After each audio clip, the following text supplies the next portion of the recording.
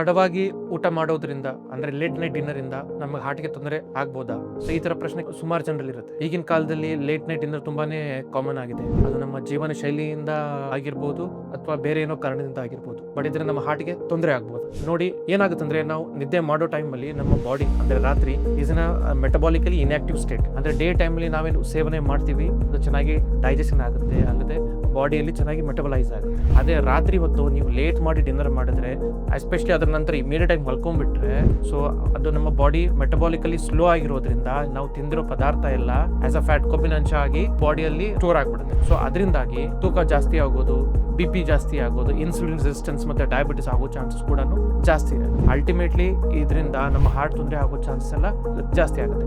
Late night dinner ನ ಆದಷ್ಟು avoid ಮಾಡಿ. ಕೆಲವೊಂದ್ ಸಾರಿ ಈ ತರ ಲೇಟ್ ನೈಟ್ ಡಿನ್ನರ್ ಮಾಡೋದ್ರಿಂದ ಜೀವಕ್ಕೆ ತೊಂದರೆ ಆಗಲ್ಲ, ಬಟ್ ಲೇಟ್ ಆಗಿ ಊಟ ಮಾಡೋದು ನಿಮ್ ಡೈಲಿ ಹ್ಯಾಬಿಟ್ ಆಗಿದ್ರೆ ಡೆಫಿನೆಟ್ಲಿ ಅದರಿಂದ ನಿಮಗೆ ಹಾರ್ಟ್ ತೊಂದರೆ ಆಗೋ ಚಾನ್ಸಸ್ ಜಾಸ್ತಿ ಆಗುತ್ತೆ. ನೀವು ಆದಷ್ಟು ಬೇಗ ಪ್ರೆಫರೆಬ್ಲಿ ಬಿಫೋರ್ 8 o'clock ಡಿನ್ನರ್ ಮಾಡಿದ್ರೆ ಒಳ್ಳೆಯದು. ಅಲ್ಲದೆ ನಿಮ್ಮ ಡಿನ್ನರ್ ಆದ್ಮೇಲೆ ಕನಿಷ್ಠ ಅಂಶ 2 ರಿಂದ 3 ಗಂಟೆ ಗ್ಯಾಪ್ ಇಡಬೇಕು ನಿಮ್ಮ ಊಟ ಮತ್ತು ಮಲ್ಕೊಳ್ಳೋಕ್ಕಿಂತ ಮುಂಚೆ. ಸೊ ಈ ವಿಷಯವನ್ನು ಲೇಟ್ ಮಾಡಿ ಯಾರು ಊಟ ಮಾಡ್ತಾರೋ ನಿಮ್ಮ ಫ್ರೆಂಡ್ಸ್ ಅವರಿಗೆ ಈ ವಿಡಿಯೋನ ದಯವಿಟ್ಟು ಶೇರ್ ಮಾಡಿ.